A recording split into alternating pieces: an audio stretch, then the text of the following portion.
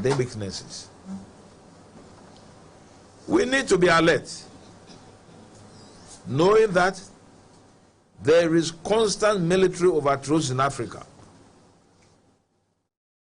You all know it. The reason, or the very reason, why these coup d'etats are happening in Africa are also being experienced in this country. So, the government should address these important matters as we go ahead into the 2024 as an election year.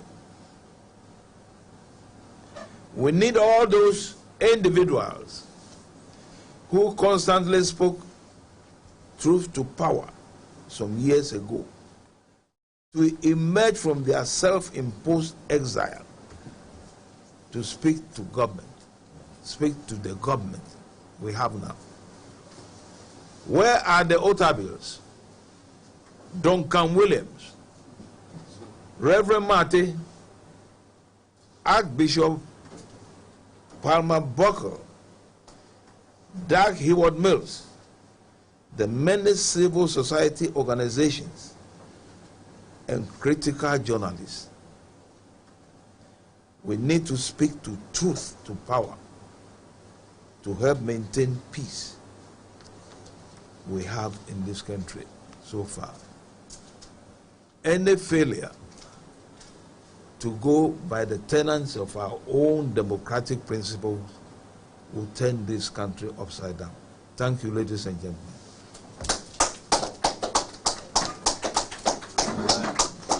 Thank you so much. Just some few seconds for those who have your how do you call it, your mics here, to reposition them in front of General, so that General will have the next speak.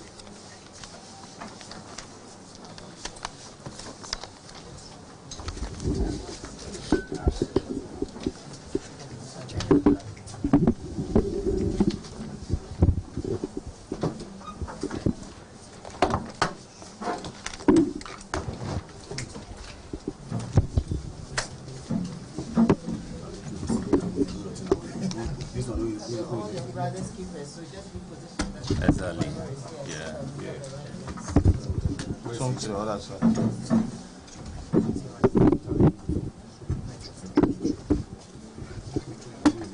I think there's space here. You can bring some here. Those there can be here.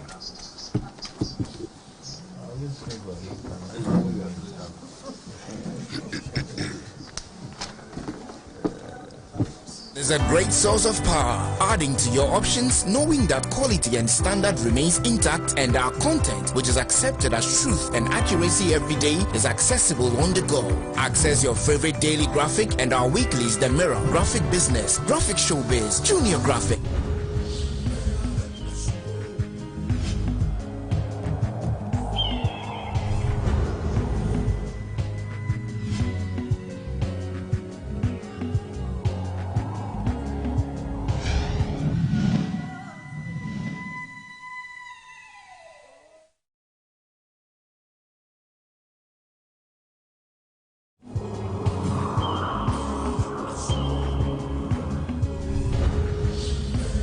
Long speech.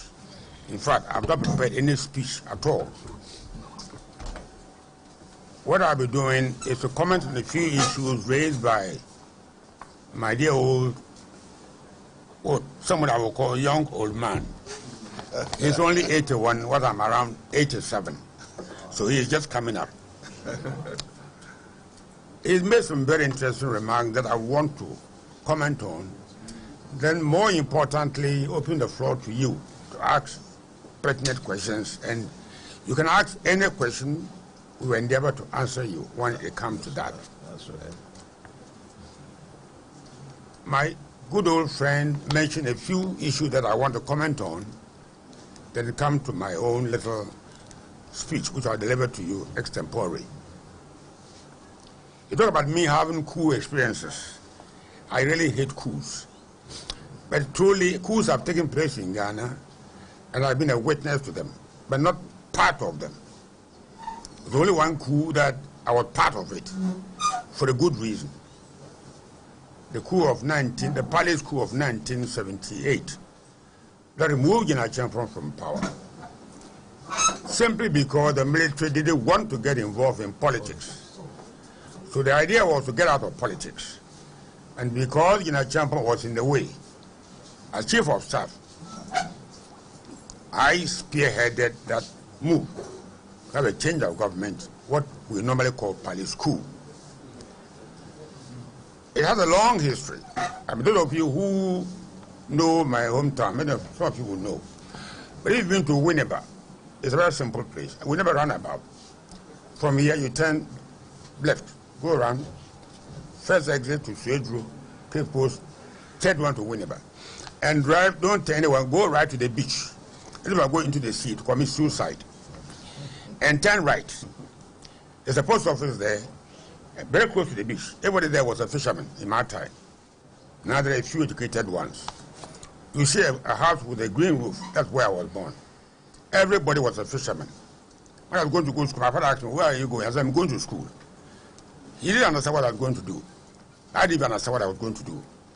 But went to school, you go to the beach, catch some fish, and then go to school. And gradually, as if I was joking, gradually ended up in a secondary school after I had gone to work to save money to pay my fees. You've gone through some very hard times. I understand hardship. When today my attitude has been shaped by my early life, it's because I've had a very tough, rough life. I don't know whether anybody is from Winneba, has been to Winneba Secondary School, to Ghana Secondary School.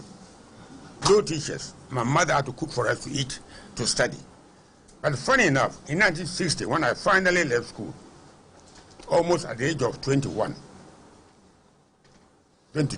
rather, I had been very experienced in how to manage my own life. I went to the army. From school, the O-level results even hadn't arrived. I got to the army, came to Accra for the first time, met children, young people from Achimota and Fanzipim, Prempeh College, you name it. But you see, this poor little boy from Winneba was tough and determined to succeed.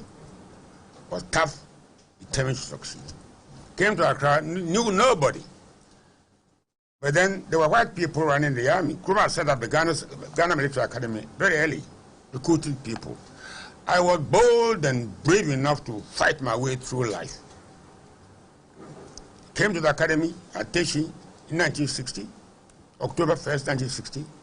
And when they were choosing people to go and have further studies in Britain, the famous Royal Military Academy, there were people from Achimota and Fanzipim, Prempeh College, all kinds of good schools.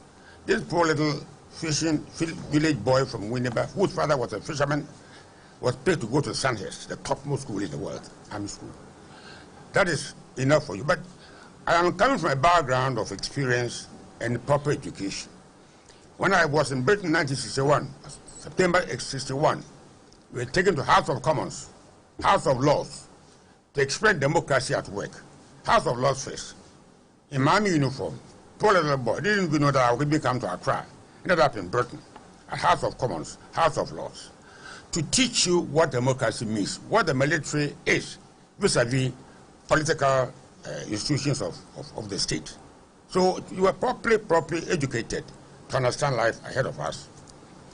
Now, so when Doctor mentioned, for example, that I've experienced in coup d'etats, I came to hate coup d'etats because I got to know that the military were subservient to the political authority. This is what we should also get it clear. We are going to have democracy. The army should be subservient to the political authority. So that when later in life, I left the army very late. At the age of 42, I retired. I've been drawing pension for so many years now. I forgot even how long. Because the government couldn't tolerate us. We don't understand politics. They don't understand the military. So they want to make it politician. You can't make me a politician. It's when I left the army, and I said, now go and do politics, and then, see what you can do for your country. But I didn't go into the army with a barrel of a gun and say, I'm going to seize power and run a gun. That wasn't the way we were brought up. So you find that right from the beginning of my life, our lives, we're involved in politics, as my dear old friend said, not because we want to get into politics and run Ghana. Far from it. To make sure that our institutions of state function. The military is not a political party. The military doesn't belong to the NPP. It doesn't belong to the NDC. It belongs to the state of Ghana. So when a chief of defense staff, you have got a president elected by the people. You who represent the people, you become loyal to the president no matter what party he comes from. The one President Liman in 1979, that I was a young, difficult person and fired me. He didn't understand the army. He fired me, I was young, full of action, but I didn't bother. You see, so when we are building a democracy, the institutions of states, of the democracy we are trying to establish, a government of the people, by the people, for the people, should be allowed to function. My dear friend mentioned quite a few of these things. That is why we are here this morning. I did not come here and talk to you. When my dear friend, President, he told you, I was one of the closest friends of his in 1998. I was the campaign manager. But most politicians don't like honest military people. They don't like them. Because you don't tell lies. You don't know how to lie. I'll tell the truth. The truth is sometimes bitter.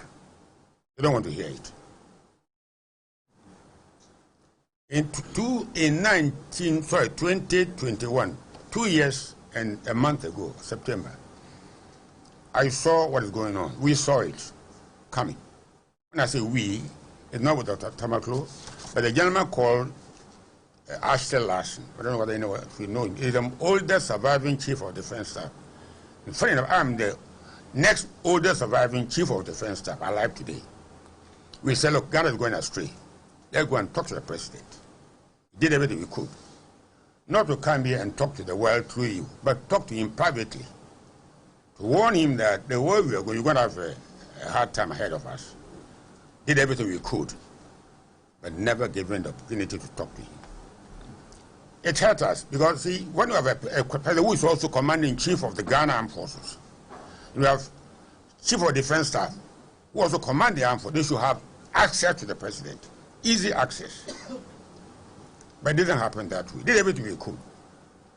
Later on, when I begin to answer your question, maybe some will come out in my answer to your questions. So I am not here because I want to talk about myself or talk about politics. If the proper things have been done, and I've spoken to the president or gone to speak to him, and privately told him things that we know would happen. We saw this is coming. I've been around for the past 63 years since joining the army, so I've seen it all. I've trained in Britain, in Canada, in India, in Russia, Ukraine fighting Russia. So you learn a lot of things through your going around the world. At the age of 87, don't ask me when I was date of birth, because my father couldn't tell me. The fisherman doesn't write down date of his children's birth. But the fisherman told me, gave me a good idea when I was born. So I knew I was born either late 36 or early 37. You can figure out how old I am. So our meeting you here is to let you know that we are in a crisis. Maybe you don't see it. But if you were around in 1979, I don't know how many of you were around, June 4th, old enough to understand what happened. When my next door neighbor, you may have read somewhere, a gentleman by the name Colonel Eninfo, the only crime was that he was in charge of the tribunal trying the Rawlings for his 15th of May attempt at the government. Our houses were next door. That night of June 4th, himself, his wife, next a 10-month-old baby was slaughtered. So we are not joking here. This matter we are talking about, it's not joking. Look at what's going on in Palestine. Look at the death, how death is arriving from everywhere. Ghana should be careful. Don't think that it's all fine. June 3rd, 1979 was beautiful. That night, everything changed. there was people like General Kufu, General Prefa, these were fantastic officers were taken and shot. It wasn't a joke. So we, those here, should, open our eyes. Don't play with it. It's a serious matter. Otherwise, Dr. Nyawo Tamako and myself wouldn't come and sit down here and say this to you. But because we failed to get access to the political authority of the day, we thought, look, let us talk to the press, through them to the ordinary people, to understand that we should be careful. If you watch TV and see the death going on, that kind of thing going on in Palestine today, I don't watch TV. I get angry. I get upset that ordinary people who are not soldiers are being slaughtered. I don't think this is far away from us, so we should, not bother about it. We should bother about it. So I am here today. I don't normally like making noise. I like doing things very quietly. But politicians, I have to warn them. They are my friends. I joined the APP. I stood for Winneba 1996. And my opponent was Mike Hammer. Became good friends ever since. Today, you should become enemies. We are fighting for the good of humanity in Ghana. So the NPP should be the enemy of the NDC. The winner take all. You will take everything, as if Ghana has been a booty, if you've attacked and conquered Ghana by war. No, it shouldn't be like that. So rather than me talking and on and on and on, I'd rather pause for a moment and let you, anything you want to. I'm not the economist, but I've got enough sense to answer any question on economics. I brought some banana, I'll show it to you, which I grew in my house, which is like quarry site. In fact, I grew banana, and that beautiful banana in Accra here. And one ball of kenke, we eat kenke 3 times a day. And one ball of kenke costs as much as my house in Cantonment. Then something is wrong with the economy. You don't want to be an economist. Yeah. Common sense tells something is wrong. Something is wrong. Now, we'll talk about political. This morning, a station called me and said, you're coming to have a press audience with the press. Be careful, hooligans don't attack you. No. And I said, I've gone through June 4th. So nothing can terrify me. Let us put all this aside and build a country worthy. Ghana was the first country in Black Africa to become independent in 1957. And look at where we are today. All our institutions have been destroyed over the years, since Nkrumah's overthrow. So our children they go to university. I didn't go to university. I didn't get anywhere, not even any good school. But my head, my humility, my hard work took me to where I am. Let's build these institutions so that tomorrow, at age 87, if I'm lucky, God give me 3 more years, I'm 90. 90 is a long age. I'm gone, I'm tired. But your children, my grandchildren, should be able to carry on. And so that is why we had this meeting with you this morning, to let you know that we are worried about the direction which we are taking. Most of it, as I mentioned in Dr. Tamako's paper, so I don't need to repeat them. I don't support military coup, as I have said. So when they are carrying our sub-region, Mali, Guinea, Niger, the ECOWAS says march and go and remove them from power. Who should march? You march and we follow you. So go and remove them. See whether those people are overthrown there, did they deserve to be overthrown? I don't encourage the military to take over power. I don't do that. But when you are given power, manage the country in such a way that the military will not feel comfortable interfering with your government. The way you behave. One of the coups, there are so many of them. I brought a soldier from Gondabas from my house in Bamakam. I took my wife and children away because it was a very dangerous situation. Soldier, I don't know who the hell he was. He stepped in my hall, I was in my bedroom with a rifle. I didn't know who he was. But I wasn't scared because I trusted him. Politicians don't trust anybody. I don't know what's wrong with them. They will use you to get what they want and throw you away. Everywhere, not only here. Everywhere. All of them are like the same. Let's build a country that is worthy of its name. Let's do that. So when the time comes for you to ask any question, ask me anything. If I don't know, I'll tell I don't know. But if I know, I will not hide anything from you. So,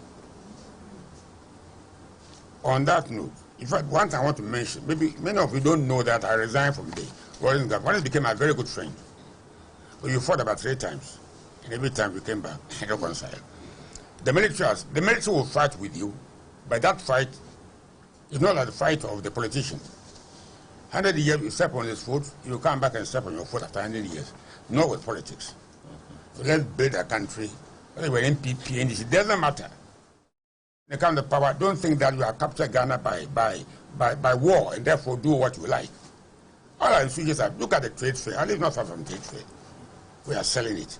So how would our youth, how would my grandchildren survive this very difficult world we are in today?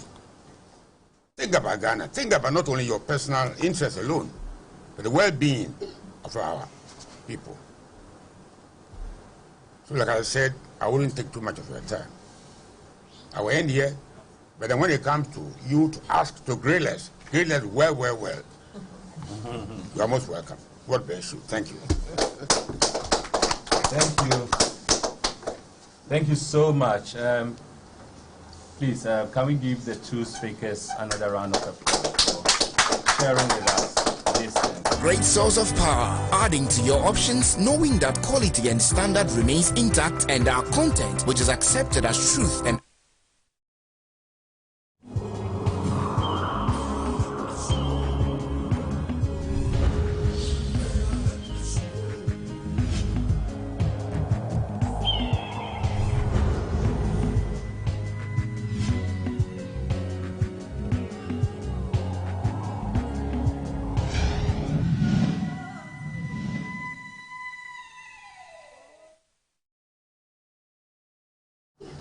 it has been very tough for him because he just didn't know how to sell Ghana, seeing all the weak indicators and the rest. So clearly speaking, there is something wrong as far as our current state is concerned.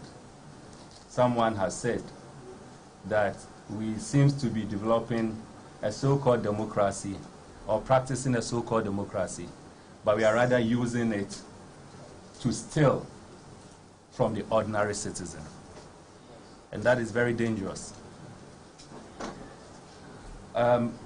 We've heard the 2 speakers. It is time for us to engage.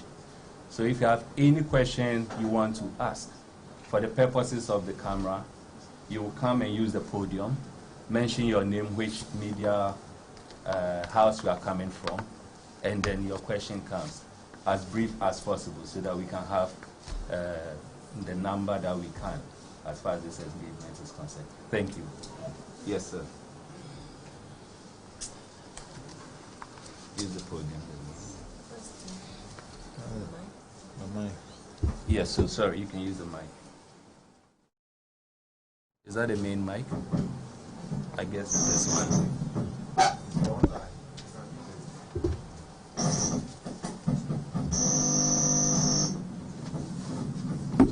Someone should have.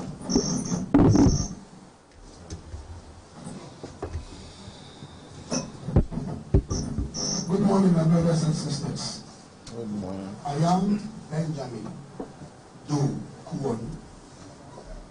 I have one question to ask the speakers, but before then, I want to make just a little submission.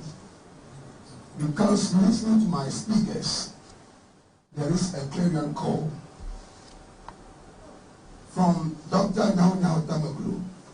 The youth must be conscious of political power because we are failing this nation. It is very clear that the older generation who have been given the mandate of leadership are not interested in nation development. Because you cannot develop our nation when our lucrative sectors are being privatized or have become a battlefield for these two political ideologies. In fact, General made a point, and I want to also make it clear, that when the president of US, Obama, was here, he made a reference that Ghana needed strong institutions, not strong men. And when Kamala Harris also came here, she made two profound statements, one on LGBTQ and co, and the other one was a call for the youth of this nation to become conscious of political power, but not to follow any ideology blindly. But my question this morning is that, my speakers, are we sure that these political ideologies, especially the two ideologies, are serving the nation? Because in my opinion, I don't think so. But let me leave it for the general public to answer after my speakers also take the bite on it. Thank you. Thank you so much. So we'll take about 2 more questions, if any. Okay, so we shall assume that this is the only question we have. All right, thank you very much. So our speakers will respond to it.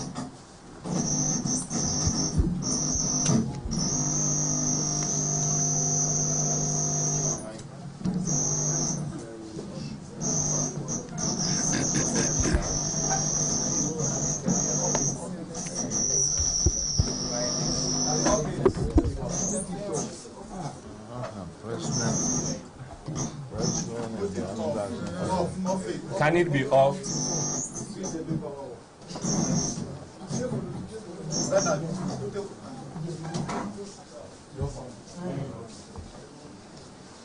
Without it, we are okay.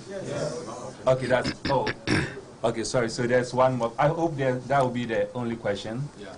All right. You also have a question. Please, if you have, we want to take about 3 or 4. So if you have a question, just come forward and let's have it. If not, we'll assume this will be the last question. All right, my name is Quality Obwade, and I've been privileged to read Never Say Die, written by Dr. Nyaho Tamaklo. And one thing I would like to say is his generation, General Nunu's generation, they came from a time where the love for country, the love to serve humanity, to be patriotic, is like second to nature. But you and I would agree that we live in a time where to be patriotic itself, it's like nobody wants to know. We've created a culture or a climate or an environment where everybody wants to rip this country off. Everybody. I did my national service in one of the state institutions, as a matter of fact, at the Foreign Affairs. And I was in charge of diplomatic cards, like ID cards for officers, both foreign service officers and then the diplomatic communities. And then I always made sure I finished all the job on my desk. And I remember one time a foreign service officer told me, you always have to leave some work on your desk. Don't you know that it's government work? And I'm like, oh, this kind of mentality, it can never build a nation. We will never get anywhere because the orientation, the mentality, the whole idea is let your country run down and you get what you can get from it, and to hell with the rest of us, or to hell with the future generations, to hell with the young people, to hell with those who are coming after us, to hell with the water bodies, to hell with the forest. We are creating a certain mentality where nobody looks at 15, 20, 50 years to the future. But they grew up in a generation where they grew up thinking and worried and trying to do something and to leave a legacy. General Nunu Mensah is always taking care. If you listen to the radio, he's always worried about today's generation, where the country is going. I've listened to Dr. Yahota Makolo. They are concerned. So what I want to ask is, why is it that their generation Why do they care? And we don't care. Why? Why don't we care? We want to run to, today if you listen to the radio, they say go to Canada. They said there's a scholarship in the West. The nurses are all going out. Everybody is going out. So you want to go out to UK or wherever, come back in the next 30, 20 years, and then the situation, the things that are going down in this country will come and stare right in your face. After you've come back when you are 75 years old, you're coming to Ghana to die. Why don't we care? I want you guys to tell us something. Thank you so much, Quality. Thank you. Yes, sir. Right, thank you very much. My name is Ajima and I work with Happy FM. I have a very simple question. Listening to senior citizens, they tend to say that looking at the events in this country, it appears that we are heading towards doom. Clearly, my brother said that we are sitting on a time bomb. In all that, all the things that they've highlighted, I just want to ask, what is it? Because they tell us that they made attempts to talk to the president himself. They didn't succeed. Now they are giving warnings and telling us that something. What is it that they fear might happen to this country during this tragedy? Thank you very much. Thank you so much. Oh. Yes. Yeah, my name is Abraham Lincoln. To follow up with the question that my brother asked, our two distinguished speakers, I want to find out, with the military background, is there a state capture? And if there is it a crime for a group of people who we did not vote for to capture the whole country into ransom? And as a former chief of staff, how does the president receive briefing from national security and intelligence in a day to know that these are the specific things that are going on in the country and this is the temperature of the country? So if the president received these briefings, and then I want to find out if he's reviewing this briefing, does it mean, per your assertion that you gave, that you were trying to have the opportunity to meet the president, but you were blocked? Is our president safe? Thank you very much. Wow, thank you. So it's okay. We'll come back again. We'll come to the next set, because it looks like Abraham's question alone is more than 50. So we will give our two speakers, including Madame Rodalyn, the opportunity to answer questions coming from four individuals. First one is from Bendo. He wants to know whether the ideologies we are having, particularly with the two political parties, whether or not these ideologies are really serving the nation. Then Quality is asking about patriotism, and he's asking what really went wrong. If you compare the older generation to now, it is clear that we have lost patriotism. And so what went wrong? That is his question. And then Ajiman wants to know, we are talking about the country, the current state of the country, making reference to the fact that things are not going well, and so preempting. He wants to know, what is it that we are seeing that may happen? And then Abraham asked about three questions. He asked whether or not there is a state capture. He also asked whether it is a crime for individuals who have not been elected to capture the states. And then he asked finally, asking about how security briefings are done as far as the president is concerned, and whether or not the president himself is safe. Thank you very much, distinguished men, statesmen,